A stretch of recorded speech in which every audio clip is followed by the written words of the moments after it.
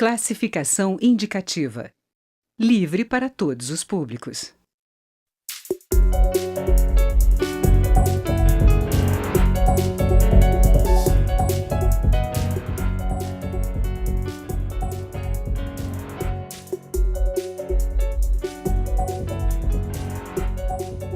Olá!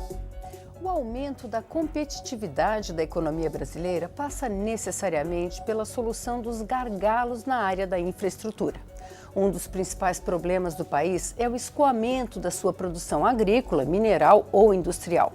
As ferrovias, solução tida mundialmente como a mais racional, sofrem com o atraso causado pelas decisões equivocadas de décadas atrás, quando o país optou pela indústria automobilística e o transporte rodoviário. Nos últimos anos, o país tem feito um grande esforço para superar essas limitações, com investimentos em grandes obras, como a Ferrovia Norte-Sul, que terá trechos concedidos à iniciativa privada no início do ano que vem. Mas o setor ainda tem inúmeros obstáculos a serem superados. O Câmara Debate da Rádio TV Câmara vai conversar sobre o setor ferroviário com os deputados Remídio Monay, do PR de Roraima, autor do projeto de regulamentação do Sistema Nacional de Viação, e Hugo Leal, do PSB do Rio de Janeiro. Deputados, a Confederação Nacional dos Transportes estima que sejam necessários 281 bilhões de investimentos em 213 projetos de ferrovias pelo Brasil todo. A execução direta nos últimos anos tem se mostrado muito complicada, a gente teve diversos casos de corrupção, interrupção de obras. Qual é o caminho para a gente conseguir expandir essa malha? Deputado Remídio Monay, por favor. Olha, nós tivemos um estudo agora recente sobre o Arco Norte, como exportar através do Arco Norte. O que nos preocupa agora é que o governo federal ficou com um cobertor muito curto.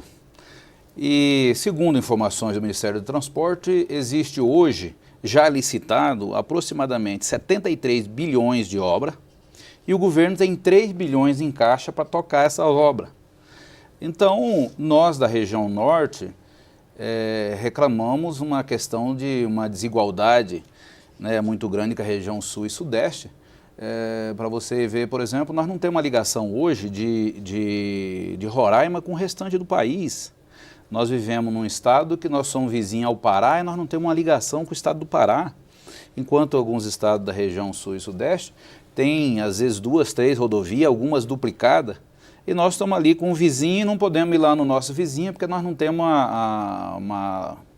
uma via de acesso. Nós não temos uma via de acesso de Manaus a Porto Velho, que na década de 70 foi construída a BR-319, e a BR funcionou 20 anos e já tem 30 anos praticamente que ela está parada, ela foi fechada.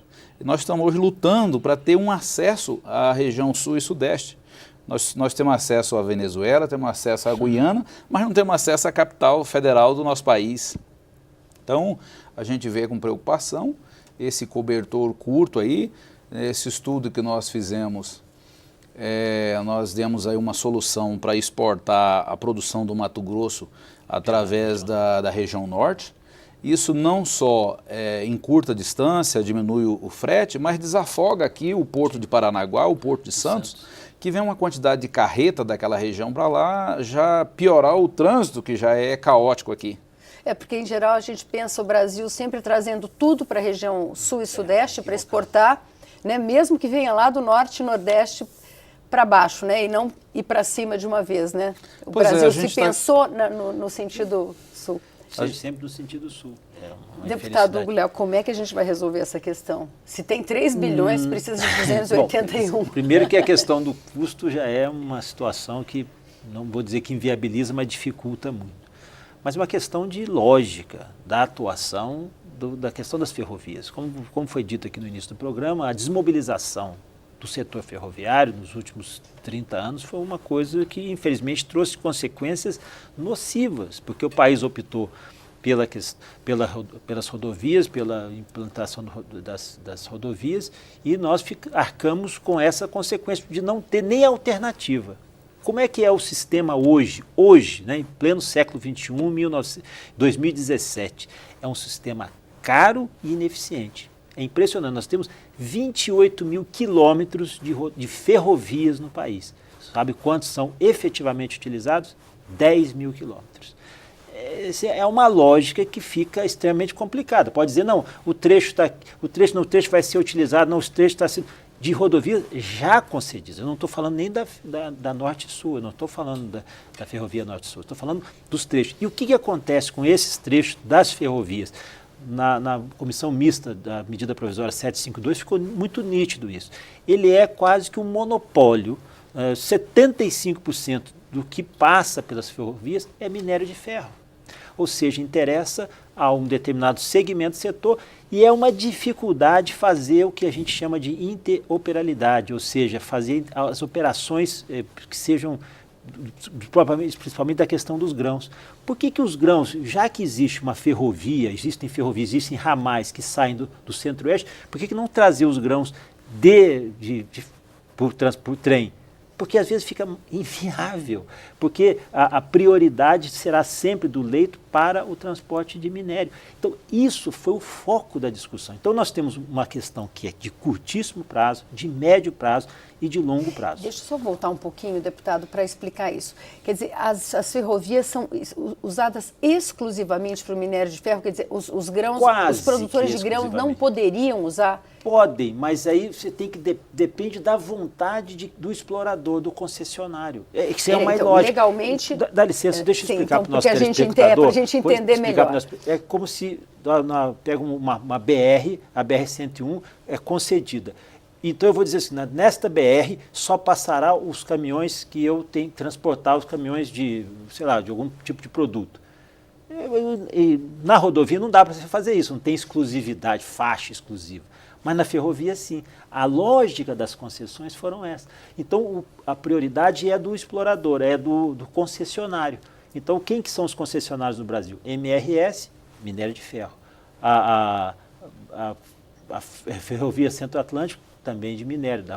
Um da Vale, o outro de outra siderúrgica. E a MRS, a Ferrovia Centro-Atlântica, e tem mais uma que eu não estou lembrado agora, mas obedecendo a mesma lógica, para fazer o minério, trazer o minério, transportar o minério. Aquelas que estão no centro-oeste, que trazem ainda alguma carga de material da colheita, do insumo básico, da agricultura, soja, milho, é sempre a dificuldade. E é caro, o frete é caro. O frete do trem para esse tipo de carga é a mesma coisa do frete rodoviário, ele se compara. Então qual é a lógica, né? Qual é o benefício? Só para você ter uma ideia, aqui no Brasil nós utilizamos para o transporte rodoviário 60% da nossa produção é distribuída com rodovias. Nos Estados Unidos, só 20%, acho que não chega nem 20%, próximo a essa faixa, que é por ferrovias. Nos Estados Unidos não, são 38% são de ferrovias, 20% de rodovias. Guarda um parâmetro, guarda uma lógica. Infelizmente, aqui nós não temos. O meu estado, que não é um estado muito grande, tem ferrovias e 2 trechos de ferrovias desativados. Estão me avisando aqui que a empresa que o senhor esqueceu o nome é o ALL. ALL, pronto. É porque já mudou de nome, era um outro nome agora, e fica difícil a gente acompanhar com essas várias mudanças. Deputado, o senhor tinha falado do isolamento do seu estado. Existe um problema nas ferrovias brasileiras, pelo que a gente tem estudado ultimamente, que elas não são interligadas, que tem um problema no sistema todo que ele precisa. Como é que é essa questão? O senhor pode... Olha, assim como o estado está isolado, elas também se isolam entre si. É importante a gente destacar aqui que a produção de grãos está migrando para a região norte. Ela era concentrada aqui na região sul e sudeste. Hoje foi para o Mato Grosso, Rondônia já está com uma parte, Roraima agora está entrando no foco da produção. E, como eu disse aqui, nós temos a ligação com a Venezuela, nós temos a ligação com a Guiana, mas nós não temos uma ligação com a capital federal aqui através de estrada. O que nós estamos reclamando e propondo a solução é que o governo federal, o Ministério do Planejamento, passa a dar uma atenção especial à região norte. Nesse levantamento que nós fizemos, por exemplo, nós sugerimos a derrocada do Pedral do Lourenço no rio Tocantins, que vai dar acesso da produção de Tocantins para o Porto do Pará, para exportação. Nós sugerimos a dragagem e sinalização do rio Tapajós, do Porto de Miritituba para Santarém, que é onde sai a produção do Mato Grosso ali de grãos, para o Porto de Miritituba através da BR-163, então dali seguir para a exportação. Nós fizemos estudo da BR-364, que precisa de fazer algumas melhorias, e a dragagem e sinalização do Rio Madeira. O Rio Madeira hoje é importante para a região norte ali, porque a produção dali pode seguir pelo Rio Madeira até Itacoatiara, no Amazonas, que tem um porto de grande calado para exportação. Então, a gente reclama do governo federal, a gente sabe que o cobertor é curto, e aí o Hugo vai dizer da região aqui, eu vou dizer da região de lá, mas o fato é que o governo federal precisa dar, o Ministério do Planejamento precisa dar uma atenção à região norte, porque a região norte, Roraima particularmente, é uma criança que se transformou em estado em 1990, é uma criança que precisa que o governo dê a mão para essa criança crescer e desenvolver. Nós temos condições de produzir em Roraima hoje, no lavrado, que seria o cerrado aqui, nós temos condições de produzir lá sem desmatar. Nós temos uma grande área para ser produzida sem desmatar. Então, nós pedimos uma atenção do governo federal e veja só as dificuldades que Roraima tem. Roraima tem uma corrente na divisa do estado, que é a reserva Uaimiria-Truari, que a corrente baixa às 6 horas da tarde e só tira, e só abre às 6 da manhã. Nós somos um estado albergado, nós estamos presos à noite. Nós somos recolhidos à noite, nós não podemos sair do estado à noite e até 6 horas da manhã. Então são algumas amarras, algumas dificuldades que um estado novo, um estado pequeno igual Roraima ainda tem, que superar. E nós estamos buscando isso agora, eu acredito que nós vamos conseguir. É uma coisa tão simples tirar uma corrente, mas nós sempre tivemos essa dificuldade. Então eu creio que o governo federal agora que está buscando uma solução para as pequenas coisas, porque já não tem recurso para as grandes obras, então eu imagino que nós vamos conseguir avançar nessa questão, avançar na questão da recuperação da BR-319, que vai ligar Porto Velho, Manaus a Porto Velho, para nós ter acesso ao restante do país. Como é que o senhor vê essa questão da interligação dos sistemas de transporte, deputado? Ele é importante, né? Agora, lembrando da LL, a LL, a MRS e a Ferrovia Centro-Atlântica, que são as principais, as maiores, às vezes entre elas não se comunicam, não tem interoperabilidade. Isso que o Remídio falou é fundamental, ou seja, no momento em que se acabar a Norte-Sul, é importante que saia ou pelo Pará, lá pelo porto de Açailândia, Miritituba, ou Itaqui, no Maranhão, tanto faz, você abre perspectiva, você tem Pecém no Ceará, ou seja, você tem oportunidade de chegar à ferrovia até lá. Não adianta, nós dissemos, acabou o dinheiro, mas a ferrovia Norte-Sul tem que encerrar. Essa obra precisa chegar. Não chegou ainda. Então, fica, mais uma vez, o que o Remídio fala, isolado. Não adianta chegar e falar assim, não, agora vamos entregar para a iniciativa privada, se a iniciativa privada ou o sistema de concessão estabelecer o direito dela e vai autorizar ou não o direito de passagem. Nós não vamos resolver. Então, o que acontece hoje são duas circunstâncias importantes, como você perguntou. Primeiro, a interoperabilidade, ou seja, essas redes têm que se comunicar. Não pode ser exclusivo, ele pode ter a preferência, mas não pode ser exclusivo. E a questão do direito de passagem. Se não for definido isso, e o órgão regulador, que é a ANTT, tem que estabelecer um regramento, para poder não achar, porque ele se sente dono. Concessão é uma coisa, dono é outra. Se ele foi e construiu a ferrovia para ele com autorização, ele obviamente tem o direito à ferrovia. Agora, a maior parte das ferrovias foram construídas com recursos públicos, ela continua sendo um leito de rodovia, de transporte público. Então, tem que obedecer essa lógica. A maior discussão que nós tivemos na medida provisória 752 foi exatamente essa discussão. E foi uma discussão que foi acalorada, porque parte dessa produção, parte de produtores da região centro-oeste, Tocantins, Mato Grosso, Goiás, fica com dificuldade, porque acaba tudo mandando para o sudeste, porque como o perfil da malha ferroviária para atender o minério, então ele vai, eu te transporta onde não criar dificuldade para mim. E é muito caro, ou seja, não tem competitividade. No momento que você abre o tramo norte, no momento que você abre essa perspectiva para os estados do norte, seja Pará, Maranhão, Norte, Nordeste, Pará, Maranhão ou Ceará, abre uma perspectiva enorme, inclusive para escoamento dessa produção. Porque para que ele tem que ir para o norte? Sai do centro-oeste, veja só aqui para o nosso telespectador entender. Pega o mapa do Brasil, sai do centro-oeste, vai até Santos, às vezes para levar para os Estados Unidos. É completamente ilógico. Se for para a América do Norte, para os Estados Unidos, México, Canadá, onde tiver a exportação, é muito mais fácil sair por lá. Até mesmo se for para a África, ou até mesmo saindo pelo canal do Panamá, tem várias possibilidades logísticas muito mais baratas. Então, repito, aqui, no curto prazo, é a discussão já com os ramais existentes. Por que nós temos hoje 28 mil quilômetros e nós estamos utilizando 10 mil? O que é necessário fazer? Qual é o outro tipo de carga? É porque o concessionário não interessa. Como ele já tem o recurso recebendo daquele sistema, ele não se preocupa em ampliar, em discutir, em ponderar, em fazer o direito de passagem. Quem tem que fazer isso? O agente regulador, a Agência Nacional de Transportes Terrestres. Na hora que concede. Mas na hora que concede, e mesmo nesse momento. Nós fizemos essa modificação. Nós deixamos um texto claro na medida provisória, que agora já se transformou em lei, eu não me lembro, já se transformou em lei, e é na lei dando o poder, sem ferir a meta do contrato, dando poder à NTT, que é o papel de regulador, e estabeleceu esse direito de passagem e a interoperabilidade. A gente vai fazer um pequeno intervalo e volta já.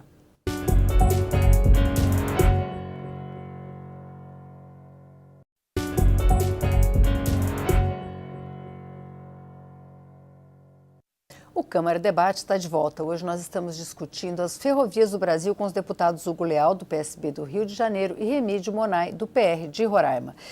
Deputados, a questão do desenvolvimento do setor todo de infraestrutura, não necessariamente só das ferrovias, esbarra na questão do investimento.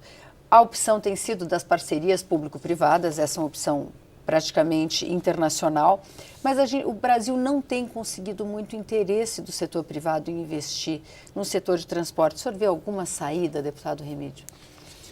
Olha, o governo federal agora está mais partindo para o investimento privado, praticamente, porque o governo está sem recurso e eles estão tentando aí buscar uma forma de abrir para a iniciativa privada essa exploração.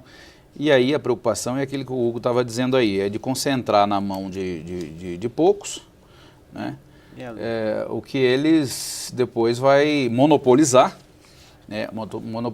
Mas o governo federal está se mexendo aí e o atual momento político que nós vivemos realmente dificulta vir investimentos de fora, que é o forte, né? Que geralmente investe o capital maior. E fica a nossa preocupação aí que devido ao momento político que está vivendo agora, apesar do governo estar tentando buscar uma solução, fica uma preocupação que isso não venha acontecer.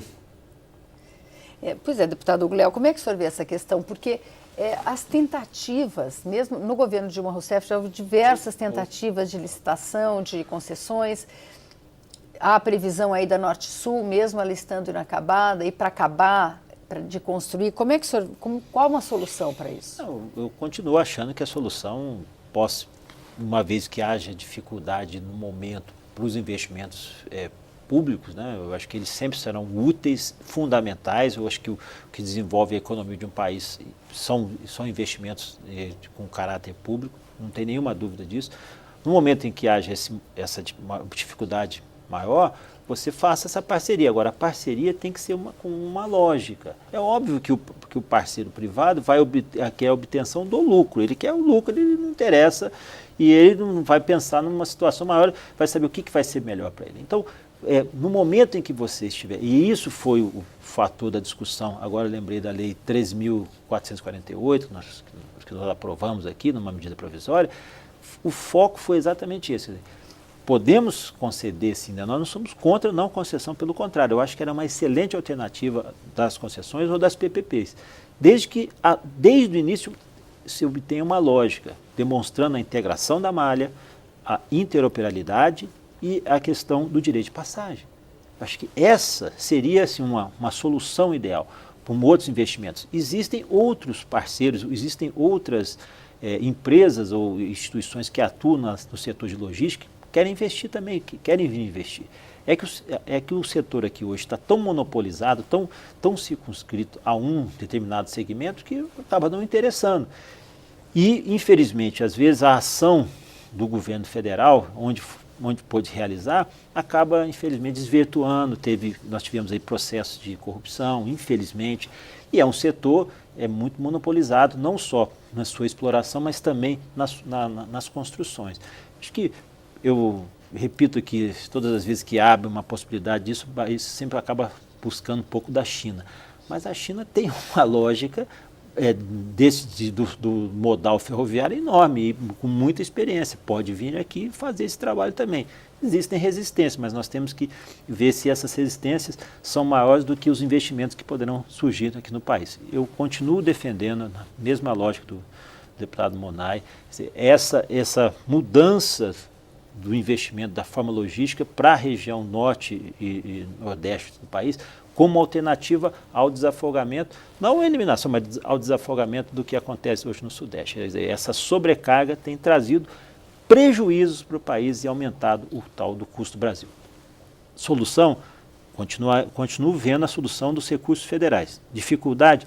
Parcerias públicas-privadas e as concessões, desde que muito bem definidas quais a função e como é que possam ser feitas no transporte ferroviário, o direito de passagem, a distribuição, o cruzamento das malhas e a interoperabilidade. Se resolver isso aí, nós seremos felizes.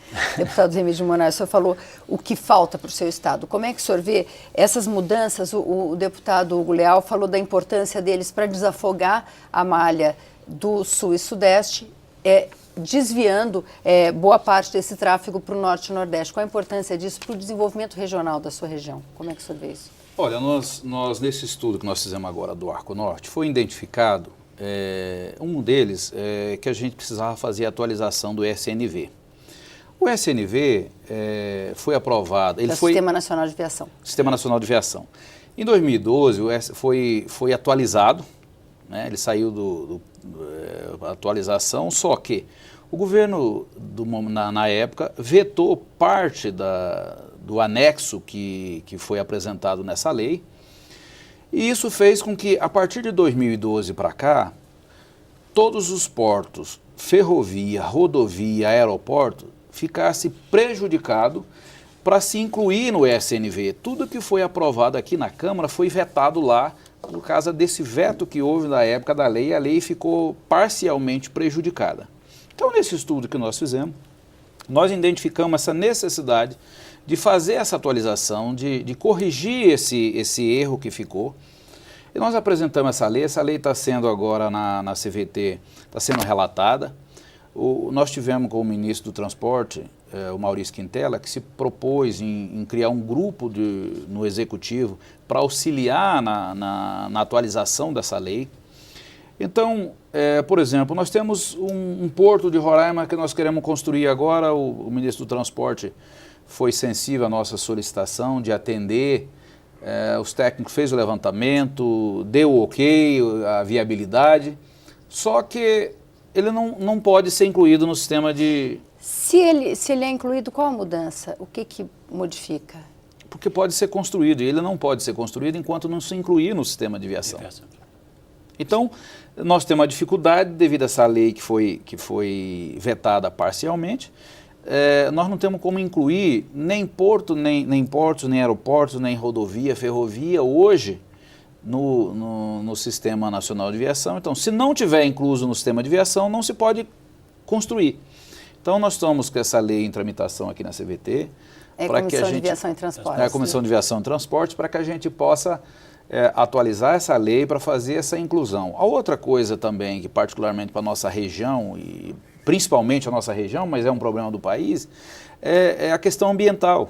A questão ambiental hoje emperra Por exemplo, a BR-319 que liga Manaus a Porto Velho, ela foi uma rodovia que foi construída, foi desmatada na época, ela hoje não tem mais que se desmatar porque ela foi aberta e o sistema ambiental hoje dificulta a licença, foi conseguido a licença precária, provisória, para se fazer pontes de madeira numa BR importantíssima para o país.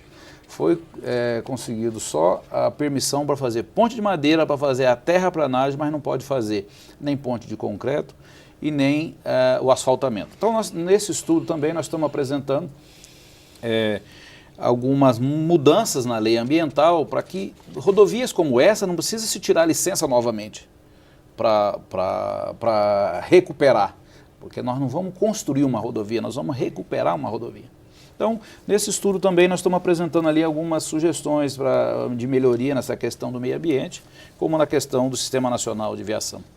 Muito obrigada, deputados. O Câmara Debate termina aqui. Você pode rever ou compartilhar este ou outros programas na nossa página, câmara.leg.br, Câmara Debate. E você também acha a gente lá no YouTube. Obrigada pela audiência e até a próxima.